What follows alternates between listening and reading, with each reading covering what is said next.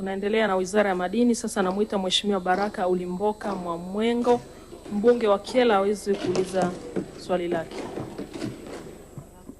Je, lini serikali itawalipa waliokuwa watumishi katika mgodi wa Kiwira? Swali limeelekezwa katika Wizara ya Madini na Naibu Waziri Daktari Steven Kiruswa anaenda kutoa majibu ya swali hilo. Mheshimiwa Mwenyekiti, kwa niaba ya Waziri wa Madini, napenda kujibu swali la Mheshimiwa Baraka Ulimboka Mwamwengo, mbunge wa Kyela, kama ifuatavyo. Deni la wafanyakazi wa Kiwira lilitokana na malalamiko ya mapunjo ya mafao kwa waliokuwa wafanyakazi wa mgodi huo kabla ya ubinafsishwaji.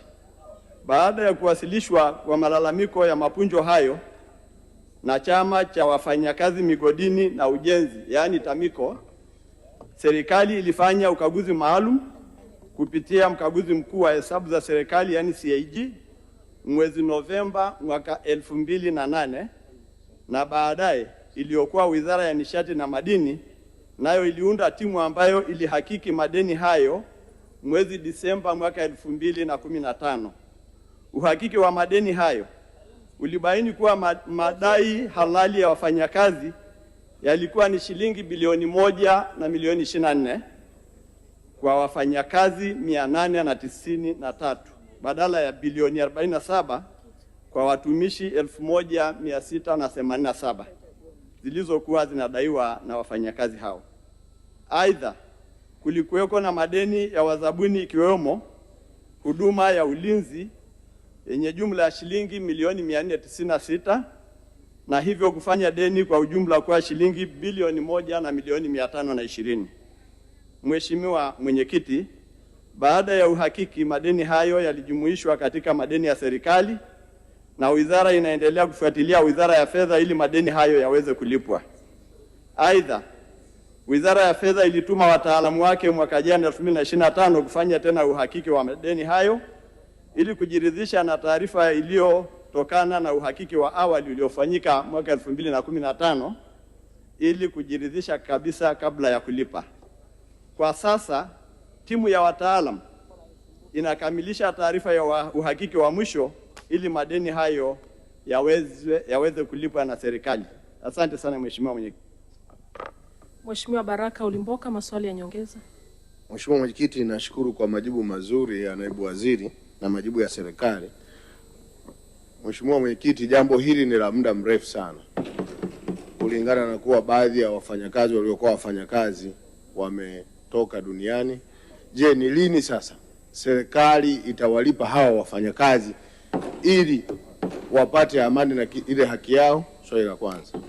Swali la pili, katika ule mgodi wa Kiwira kuna kampuni inaitwa CMG ambayo ilipewa kazi ya kuendelea kuchimba maeneo yale.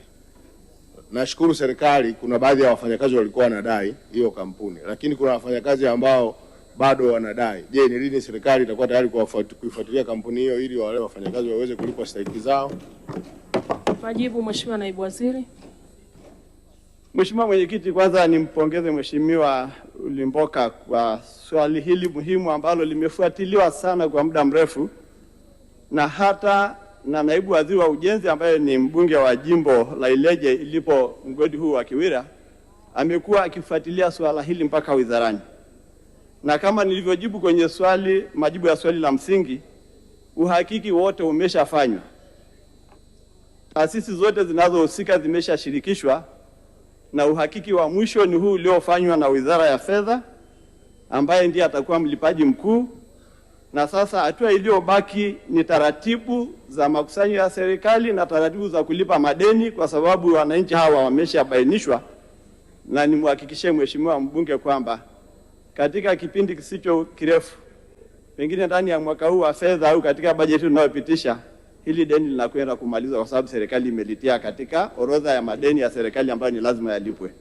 Kwa swali lake la pili, huyu mkandarasi anaitwa CMJ ambaye alikuwa anatoa huduma kwenye migodi ya Kiwira kuwatolea shirika letu la madini la taifa, yaani TAMICO, alipokuwa anaondoka kwenye ile site akaacha madeni. STAMICO walimfuatilia hakikishwe kwamba analipa madeni ya wafanyakazi waliokuwa wanawatumia, ambao wengi walikuwa ni vibarua na wapiga kura wa mheshimiwa mbunge. Hongera sana kwa kuwatetea.